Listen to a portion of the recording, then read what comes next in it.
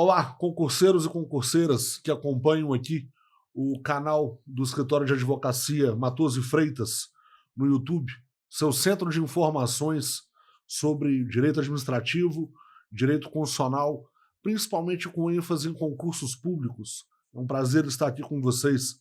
Muito obrigado por estarem conosco acompanhando as principais informações, notícias e comentários sobre os direitos dos concursos.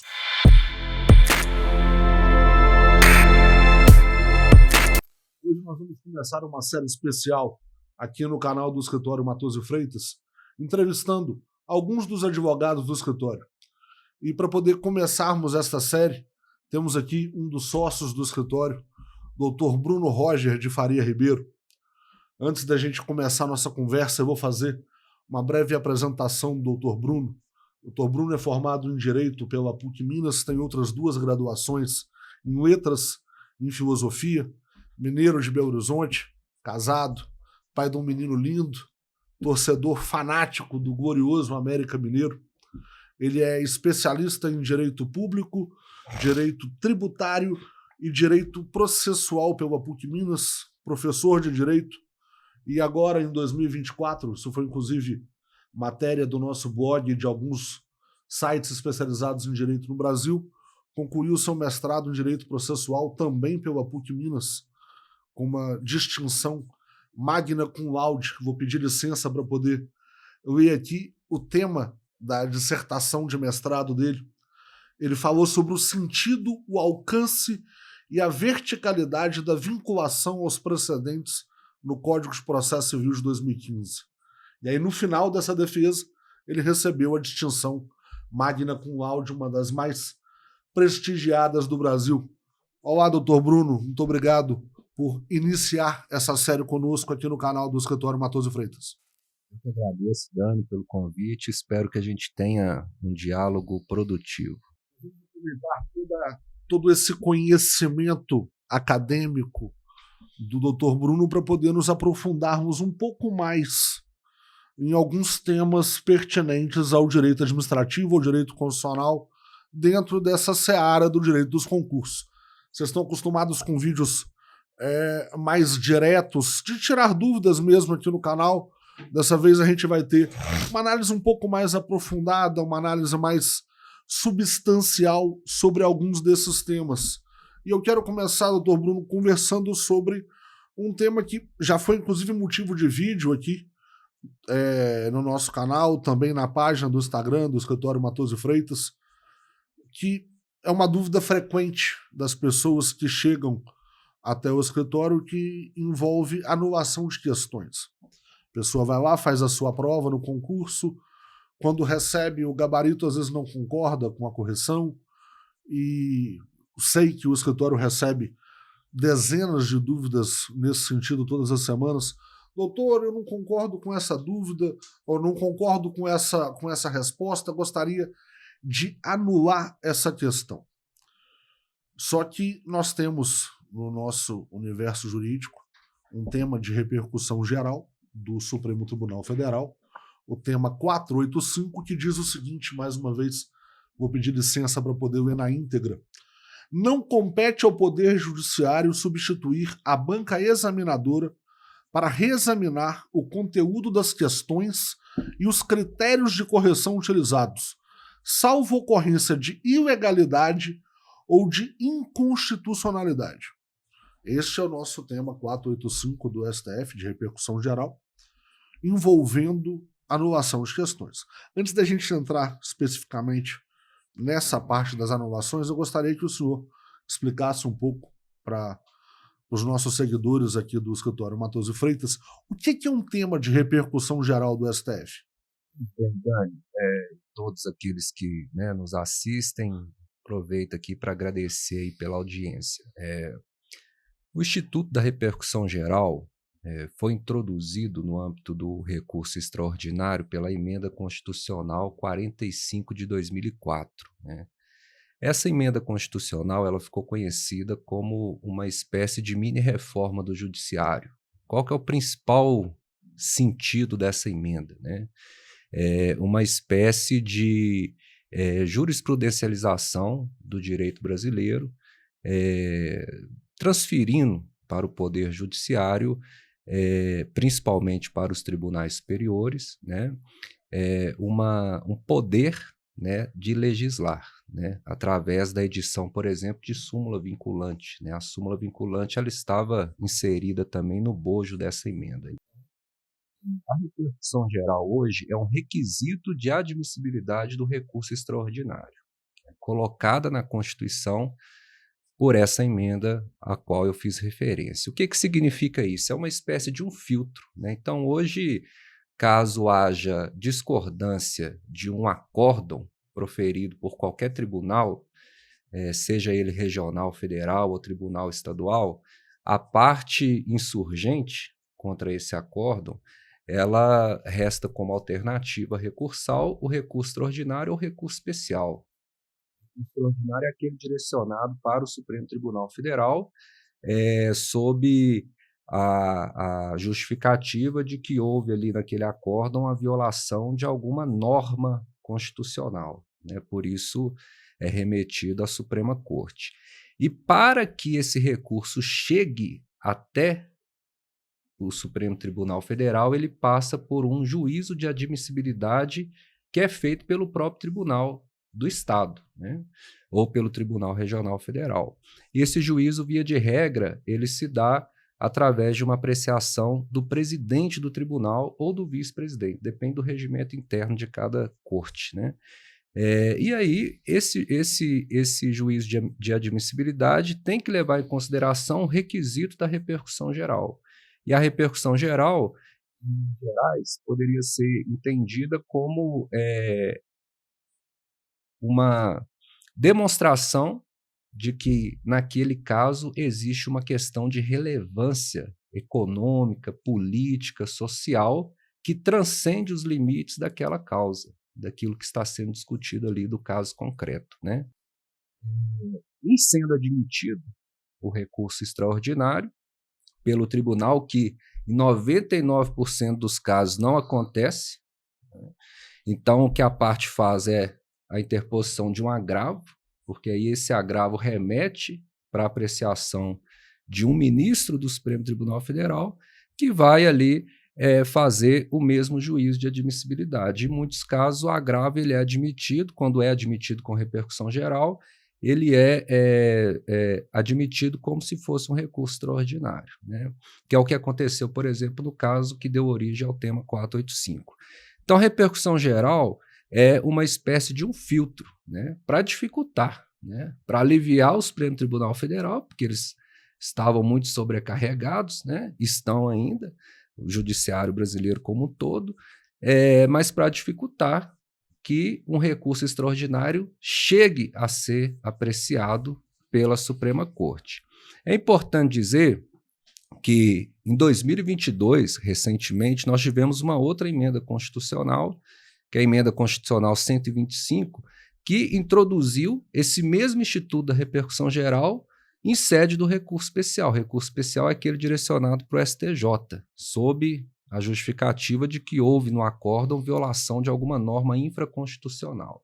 Então, hoje, no ordenamento jurídico brasileiro, nós temos esse filtro ou esse requisito de admissibilidade, tanto para o recurso extraordinário quanto para o recurso especial, que é a repercussão geral. Para que o recurso seja apreciado, eu tenho que demonstrar e convencer o presidente do tribunal ou o ministro do STF ou do STJ de que existe, no meu caso, alguma questão que transcende o que está sendo debatido ali e que repercute do ponto de vista social, político, econômico, enfim, né? Por quê? Como que eu demonstro isso? Principalmente a partir da comprovação de que existem várias causas que são parecidas, similares ou idênticas àquela que eu estou, né, propondo e que estão tendo decisões divergentes, né? Então, o tema de repercussão geral ele serve, em última instância, para uniformizar a jurisprudência dos tribunais do Brasil. Basicamente é isso. Spoiler aqui, o Dr. Bruno falou sobre uniformizar a jurisprudência, isso me lembra precedente, isso me lembra a sua dissertação de mestrado, A gente vai falar muito sobre isso um pouco mais para frente. Mas só me permite completar aqui, Dani, porque o tema de repercussão geral ele se converte em uma tese, né? E essa tese é um precedente vinculante. Então, a partir do momento que o Supremo Tribunal Federal ou que o Superior Tribunal de Justiça edita uma tese que decorre de um tema de repercussão geral, essa tese ela vira uma norma jurídica e vincula tanto os tribunais inferiores de segundo grau, juízes singulares e até mesmo a administração pública em alguma medida. Muito segura quando fala de precedente, o olho chega até a brilhar. Isso porque o livro já está quase vindo aí. Como o senhor mesmo falou, esse caso específico que deu origem ao tema 485, ele vem de um agravo que teve como relator o ministro Gilmar Mendes, que levou o caso para ser debatido em sede de repercussão geral no STF, relembrando um pouco, ou informando um pouco o nosso público. Foi um caso de um concurso público do estado do Ceará, da Secretaria de Saúde, para cargos de enfermeiros, que vários candidatos não concordaram com a maneira como a banca corrigiu uma série de questões. Em primeira instância, eles obtiveram êxito. O Tribunal de Justiça do Ceará manteve a sentença de primeira instância, anulando essas questões, dando uma nova visão para essas questões, e no seu voto como relator desse recurso, o ministro Gilmar Mendes apresentou a tese dele, que foi acompanhada pela maioria dos seus pares à época, falando sobre a impossibilidade do Poder Judiciário substituir a banca no concurso. E ele usa muito esse termo. Substituição. Eu queria que o senhor analisasse essa parte específica desse julgamento, o voto do ministro Gilmar Mendes e esse apego que ele teve, essa predominância dentro do voto dele para o termo substituição. No âmbito do Supremo Tribunal Federal, quando existe a discussão de algum tema que é relevante e que aquela decisão ela será utilizada para a resolução de tantas outras demandas que já estão em curso no Poder Judiciário, existe da parte dos ministros, especialmente daqueles que relatam o caso, uma certa, digamos assim, uma certa visão que a gente chama no direito de visão consequencialista, né? Então, pensar assim, olha, se eu decido aqui, por exemplo, que o Poder Judiciário do Estado do Ceará acertou ao manter a decisão do juízo singular e definir, né, de maneira mais efetiva que as questões deveriam ser anuladas, né, qual que é a repercussão disso em tantos outros processos, né? Infelizmente, a gente vive no Brasil o seguinte: o concurso público é a forma preferencial de ingresso no serviço público, certo? Está lá na Constituição, artigo 37. Isso é o modelo brasileiro, que é inspirado no modelo francês, que é um modelo que, digamos assim, privilegia o que no direito a gente chama de sistema fechado. Não existe uma outra forma de ingresso no serviço público, salvo os cargos comissionados ou as formas de contratação temporária, mas a forma preferencial é o concurso público no Brasil. Esse concurso se dá através de aplicação de prova teórica ou prova prática, né? As bancas organizadoras cometem muitos erros. Esse caso do Ceará é uma evidência crassa de como que uma banca organizadora pode cometer um erro na elaboração de uma questão objetiva, que não era nem uma questão discursiva, uma questão objetiva, né? Várias questões, salvo engano, foram 4 questões anuladas neste caso. E o principal motivo da anulação era um concurso também, salvo engano, para enfermeiro, né? O principal motivo para que essas questões fossem anuladas é a multiplicidade de respostas corretas ou então a ausência de uma resposta correta. É uma questão objetiva, né? Dizer que o Poder Judiciário não pode substituir a banca examinadora na avaliação do mérito de uma questão, beleza. Agora também não dá para excluir, né, todas as possibilidades de controle jurisdicional de um ato administrativo, porque quando a banca organizadora, que é ali uma delegatária do poder público, elabora e aplica uma prova, ela está produzindo ali um ato administrativo. E todo ato administrativo está sujeito ao controle jurisdicional. É para isso que existe o Poder Judiciário, inclusive. Quem já leu Montesquieu sabe, né, qual que é a origem dessa perspectiva aí da divisão, que é chamada de três poderes, que hoje no direito constitucional a gente nem utiliza mais essa nomenclatura, a gente fala que o poder é único, que o Estado é único, né? Então, o que nós temos são funções do mesmo Estado, a função legislativa, a judiciária e a função executiva. Mas, enfim, retornando aqui para o nosso raciocínio, Dani, eu considero que o tema 485, se a gente aplicar a tese, né, com base nos limites daquele caso concreto que estava sendo discutido, que é a forma correta de aplicação de um precedente, né, ele não apresenta nenhum problema grave, certo? Porém, a aplicação desse precedente pelos tribunais do Brasil e principalmente pelos juízes singulares está desencadeando uma série de problemas, porque é como se o judiciário se escudasse em uma tese legitimada pelo Supremo em alguma medida e qualquer demanda que seja relacionada ao concurso público esbarra nessa interpretação extensiva do tema 485, né? Que é uma interpretação que diz o seguinte, que não cabe ao Poder Judiciário nenhum tipo de intervenção no âmbito de um concurso público. Isso não é verdade, né? Isso não é verdade, porque se fosse, é como se nós estivéssemos dando, como se o Supremo Tribunal Federal tivesse dado uma carta branca para as bancas organizadoras de concurso público no Brasil e falar que você pode fazer o que você quiser, né? E nós sabemos que o concurso público ele é regido pelos princípios constitucionais e todo ato administrativo tem que ser vinculado.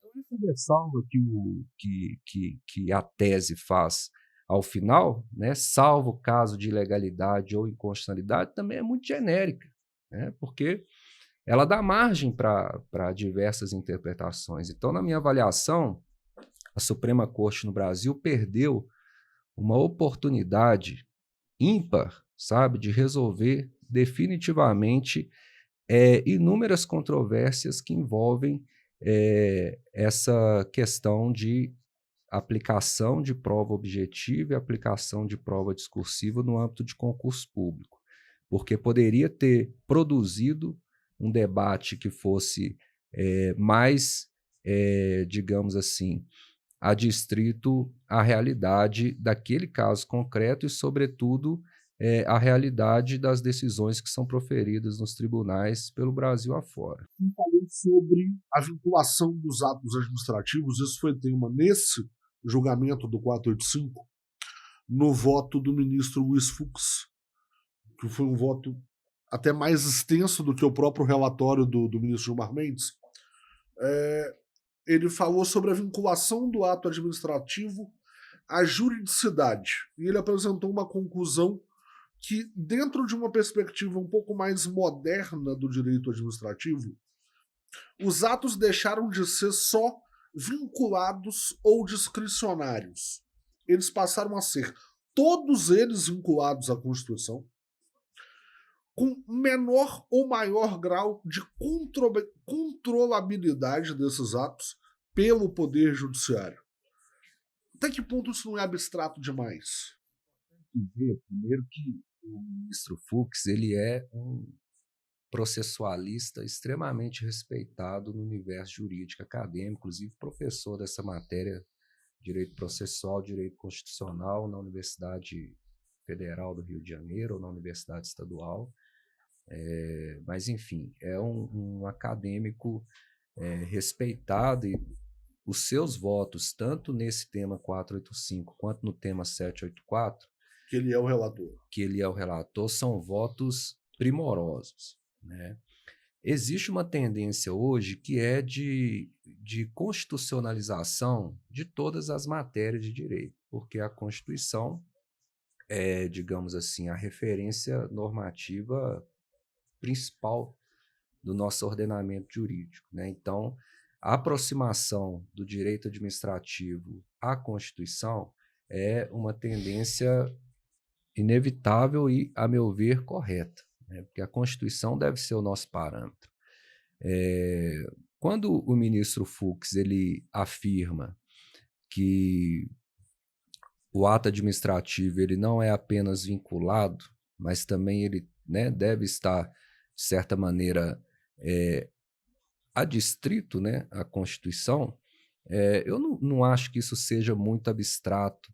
Talvez, né, para uma pessoa que não seja da área, pode soar algo incompreensível. Até esse é um problema que nós temos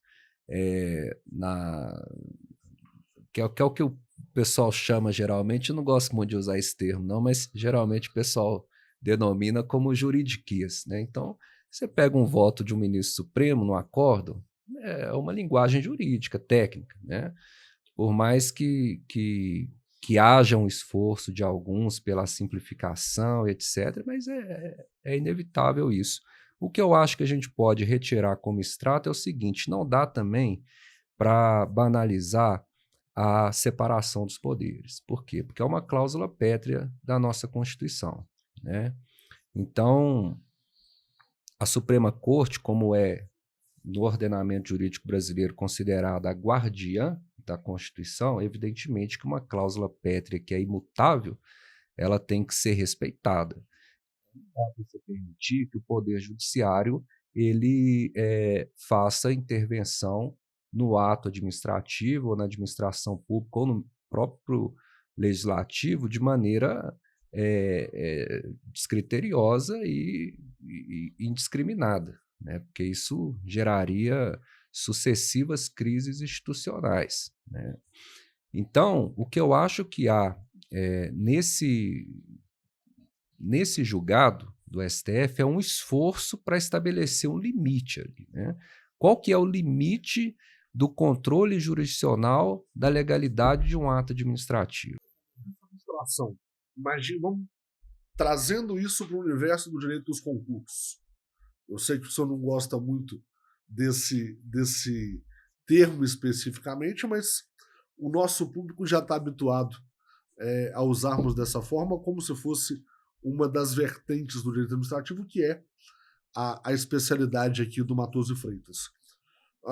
Vamos pensar um juiz de primeira instância numa cidade do interior que vai julgar um concurso público municipal. E ele se depara com essa dúvida. Ele lê um voto do ministro Luiz Fux que fala que aquele ato administrativo com o qual ele está se deparando numa ação que chegou na mão dele, ele é passível de anulação até que ponto? A abstração é nesse sentido. O STF não deixa claro qual que é o maior, qual que é o menor grau de controle do judiciário. Não tem uma linha, olha, até aqui você pode ir, daqui você não pode atravessar. Também seria impossível, né, fazer essa delimitação e não seria prudente, a meu ver, né, porque nós estamos avaliando aqui, conversando sobre um julgamento específico, que é um Sim. julgamento de um recurso extraordinário que fora processado sob o rito da repercussão geral, que se converteu no tema 485 e nessa tese vinculante, certo? Mas se a gente analisar outro julgamento dos órgãos fracionários do STF, das turmas, do próprio plenário, né, nós vamos ver que existem indicativos nesse sentido e elementos que sinalizam para quais são os limites. Por exemplo, uma questão objetiva, cujo conteúdo programático não está previsto no edital. É uma questão que a jurisprudência é pacífica e consolidada no sentido de que essa questão é passível de ser anulada pelo Poder Judiciário. porque a banca organizadora, em virtude do princípio da legalidade, ela está vinculada ao edital. Então, ela não pode exigir que o candidato responda uma questão cujo conteúdo não esteja previsto no edital. Isso aí não existe dúvida em relação a isso. Alguns magistrados, Brasil afora, porque nosso país é muito grande, muito diverso, profiram decisões no sentido contrário. Isso acontece também. Outro exemplo, uma questão que cobra, isso nós já atuamos em vários casos nesse sentido. Uma questão de uma prova de concurso que cobra uma legislação já revogada, uma legislação que não produz mais efeito, certo? Ainda que essa legislação esteja prevista no edital, a banca não pode exigir que o candidato responda uma questão com base numa lei que não é mais válida no ordenamento jurídico brasileiro. Se a lei já está revogada, essa questão também pode ser anulada pelo Poder Judiciário. Recente de um julgamento, inclusive, do STJ, uma questão que o candidato respondeu com base, uma questão discursiva, que o candidato respondeu com base na jurisprudência consolidada do STJ e a banca não reconheceu a resposta. Essa discussão foi parar no STJ, imagina só. O Superior Tribunal de Justiça no Brasil discutindo a anulação de uma questão discursiva de concurso público, né? Isso é uma evidência de que os erros existem.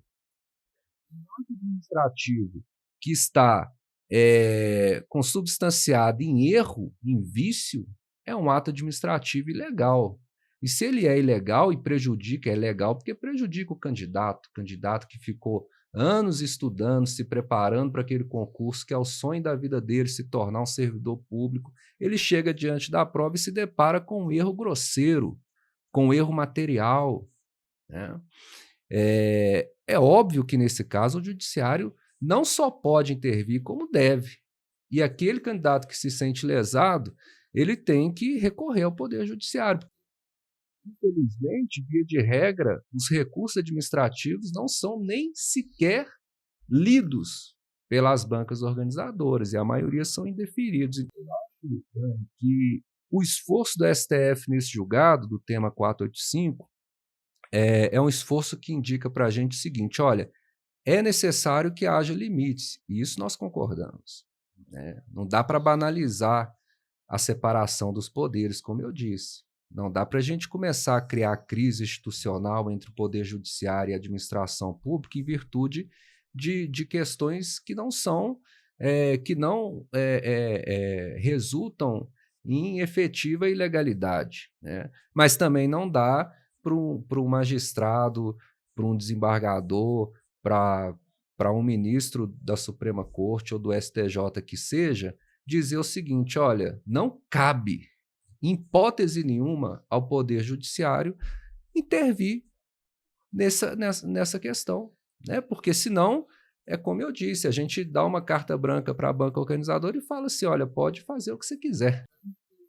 Nesse julgamento do 485, um apontamento do ministro Marco Aurélio, então ministro Marco Aurélio, foi o único voto contrário, inclusive, naquele julgamento, que as questões foram anuladas pelo Tribunal de Justiça do Ceará por terem mais de uma resposta correta.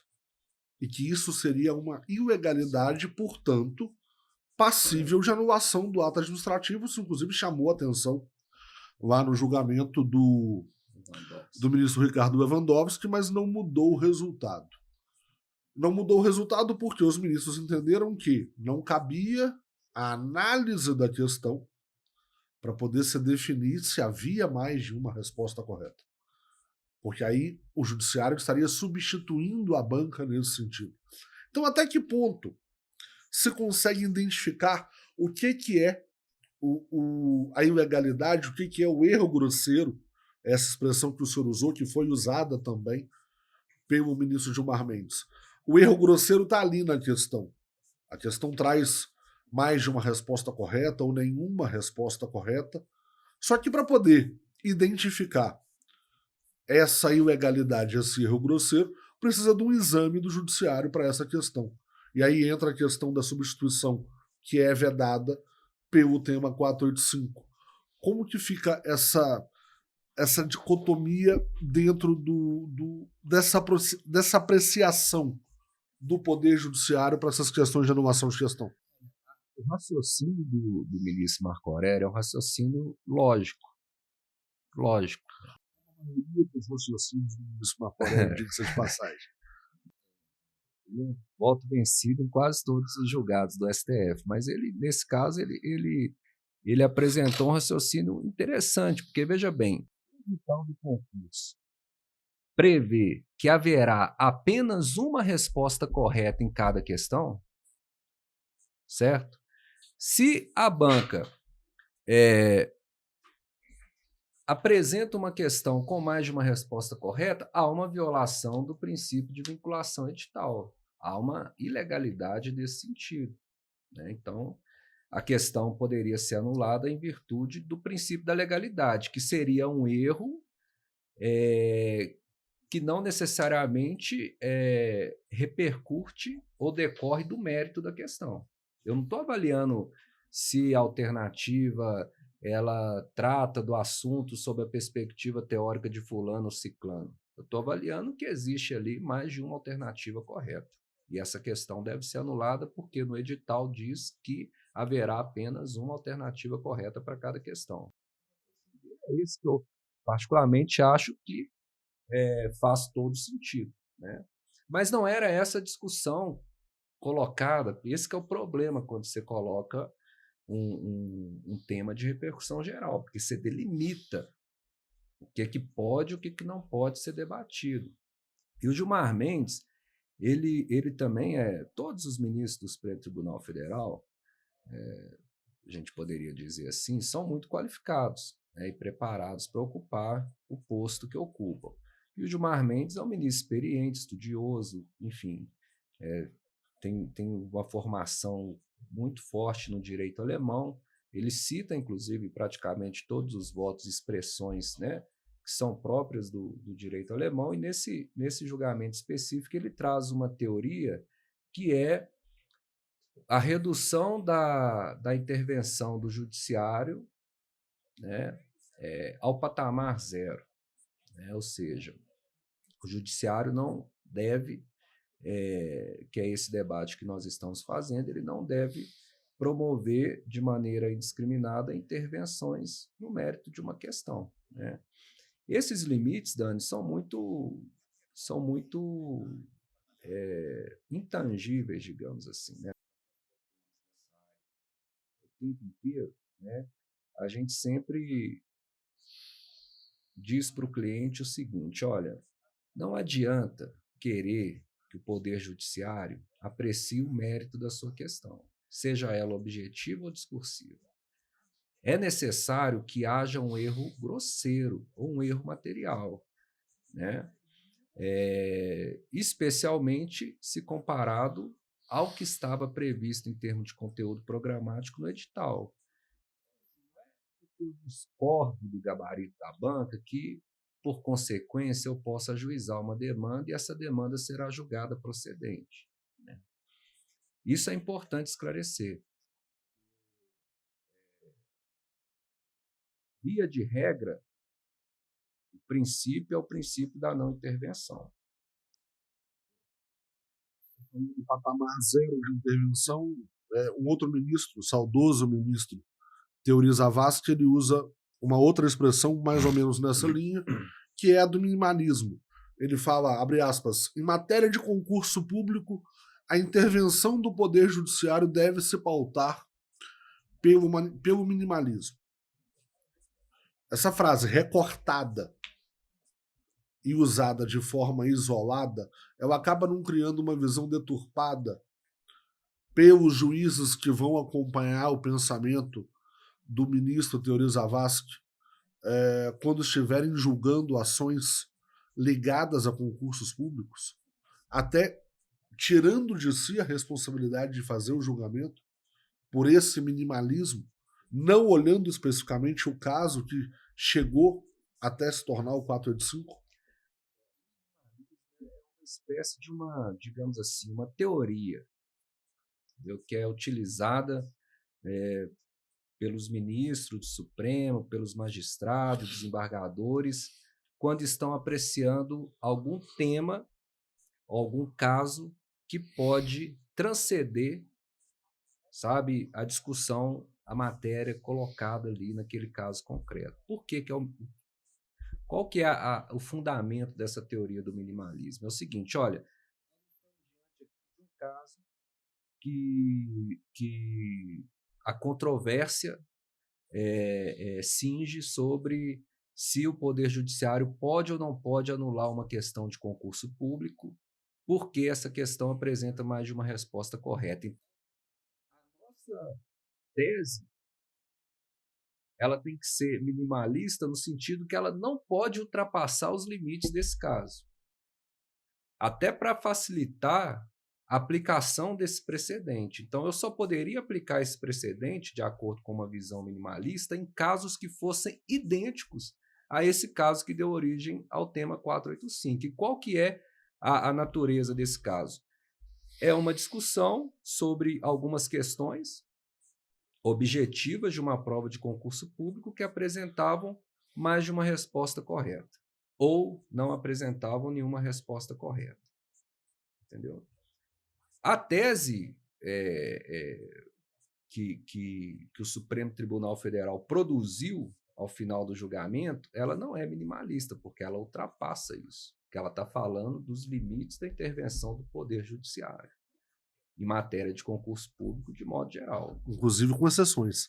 Inclusive com exceções. Então, quer dizer, o voto minimalista seria aquele voto que estaria restrito aos limites, compreende? Aos limites do caso concreto. Então, isso que é uma perspectiva minimalista que o ministro Fachin, ele quis... Zavascki, desculpa, teoria Zavascki, saudoso mesmo, né? Um pouco e aí, entrando nessa área, nesse momento da nossa conversa, do tema da sua dissertação, acompanhei a sua defesa naquela manhã de sexta-feira, se eu não me engano, dia 1º de março, dissertação que você teve como orientador o professor doutor Vicente de Paula Maciel Júnior. Muitas coisas da sua fala naquela manhã se aproximam dessa conversa que a gente está tendo aqui agora sobre o 485, que o precedente judicial ele carece de identidade, ou seja, para que ele seja usado, ele precisa seguir a regra do caso anterior. E a gente tem visto juízes usando o 485 de maneiras completamente díspares do caso que ensejou o 485. É uma quebra? É um erro, um uso irregular dos precedentes? Um desconhecimento, uma distorção e um problema grave do sistema jurídico brasileiro atual, porque nós introduzimos, através tanto da emenda constitucional 45 de 2004, quanto do novo Código de Processo Civil, um sistema de precedentes no ordenamento jurídico brasileiro que não segue regras objetivas de aplicação, né? Então, quer dizer, como que a gente permite, né, por exemplo, através, vou dar o exemplo aqui da súmula vinculante, para quem não sabe, que está nos ouvindo, a súmula vinculante é quando o Supremo Tribunal Federal... Nos vendo também. Estamos no YouTube, doutor, não é só no rádio. Não quero acreditar que... Mas a súmula vinculante ela é editada pelo Supremo Tribunal Federal através da votação de 2/3, né? Então exige um quórum qualificado, a partir de julgamentos reiterados sobre a mesma matéria, para pacificar o entendimento, né? E essa súmula vinculante se chama súmula vinculante porque ela vincula todos os órgãos do Poder Judiciário e também a administração pública. Nesse caso, o Supremo Tribunal Federal está fazendo o quê? Está legislando, está produzindo uma norma jurídica geral e abstrata, que será necessariamente aplicada pelos demais órgãos do Poder Judiciário e também pela administração pública, sob pena, inclusive, de uma reclamação, enfim, né?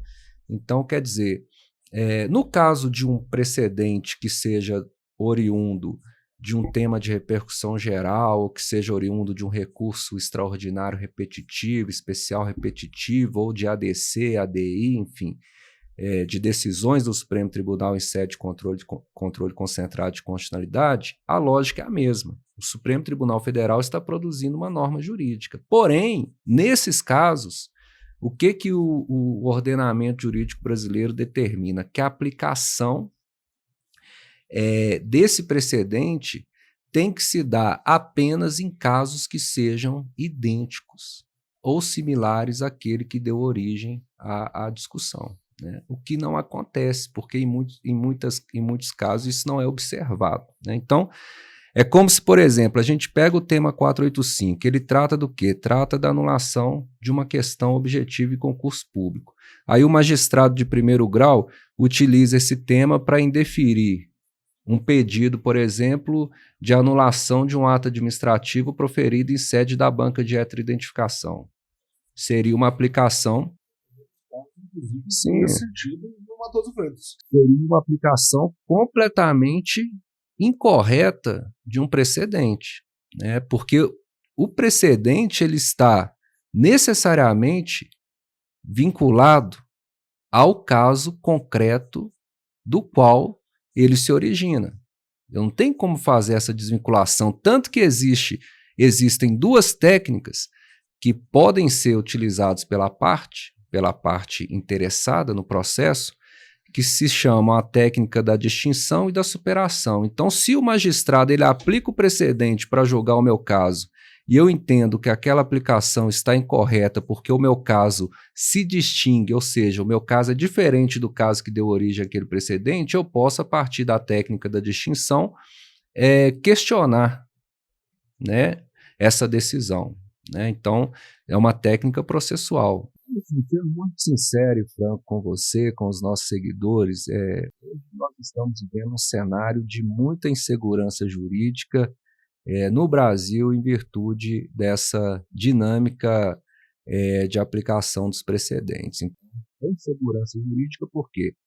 Porque cada magistrado interpreta de uma maneira o precedente de uma Suprema Corte, aplica de uma determinada maneira, então é como se fosse uma jurisprudência lotérica, e como nós temos uma hipótese autorizada pelo CPC no artigo 332, que é uma hipótese de improcedência liminar do pedido com base em algum precedente do STJ ou do STF.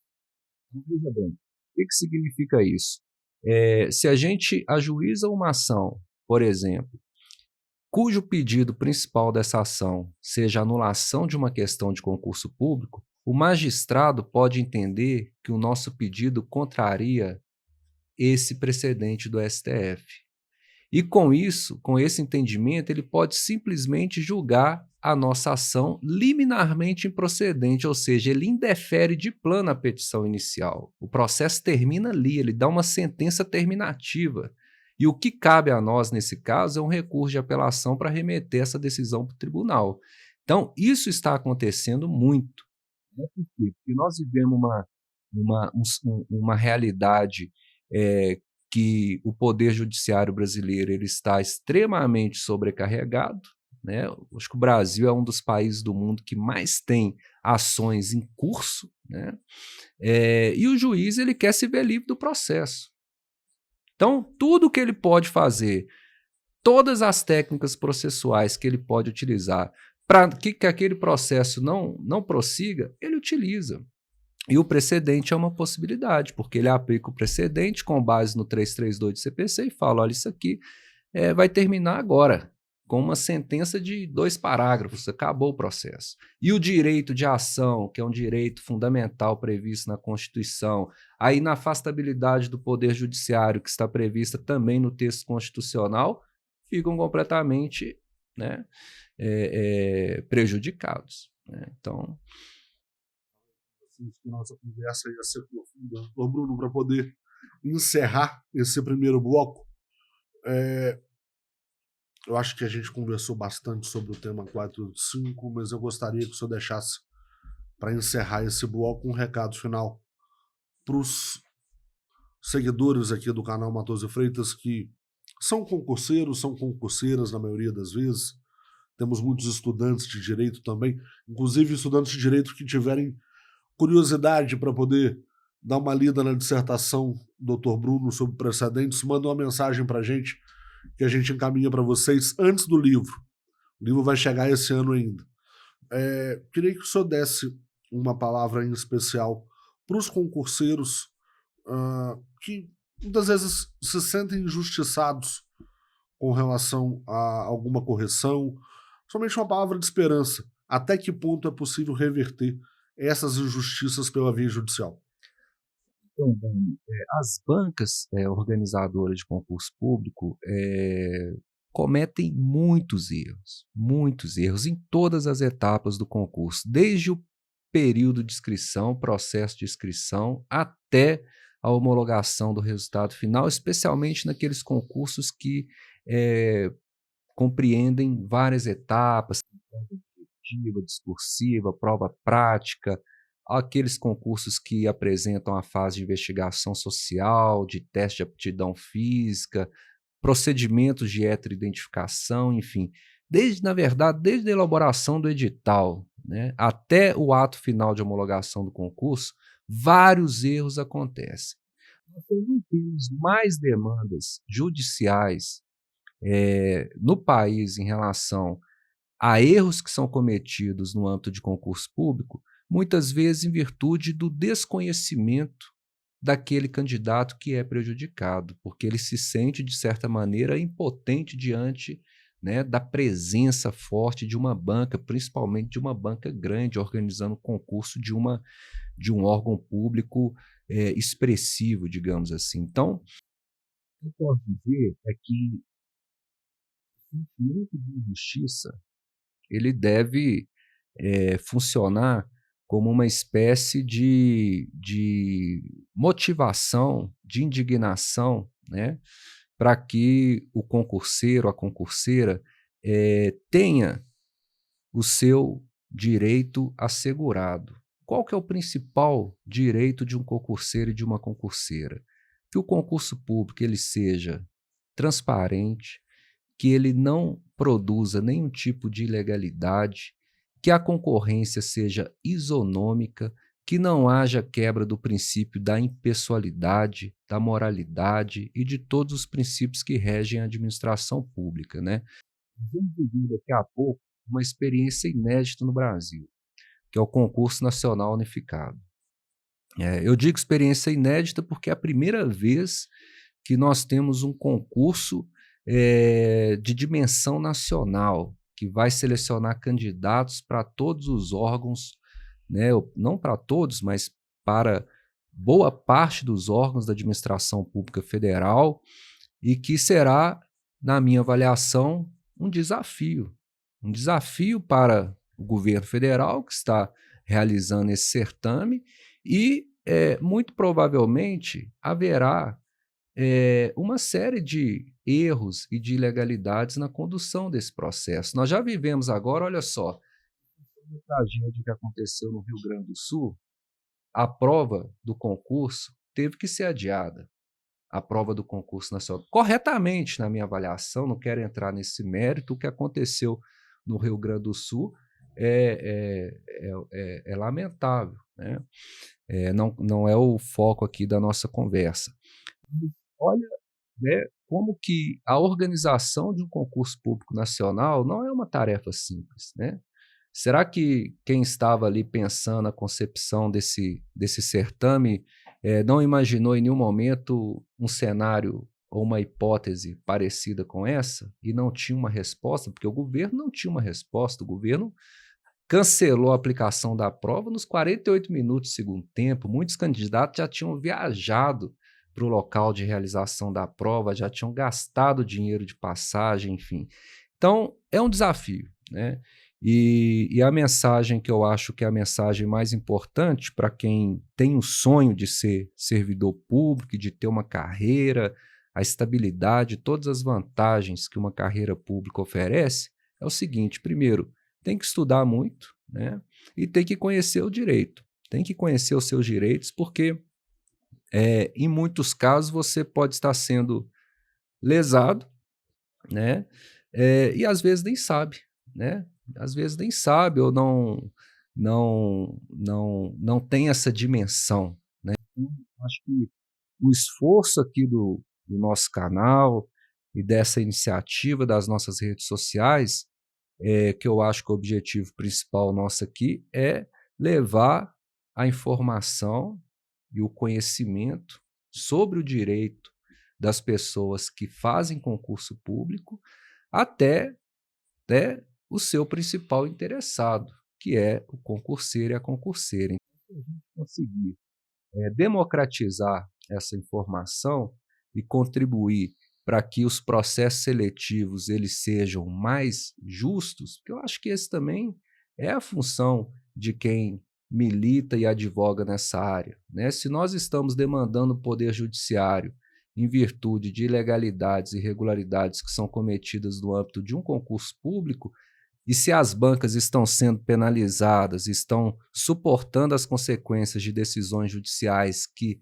faz com que elas, né, em muitos casos, alterem ou anulem ou reformem um ato administrativo, isso aí contribui para que o sistema de seleção dos servidores públicos no Brasil seja aprimorado, né? Porque o objetivo é o quê? Que o Brasil ele tenha servidores públicos qualificados, preparados, né? Com vocação para o serviço público, enfim.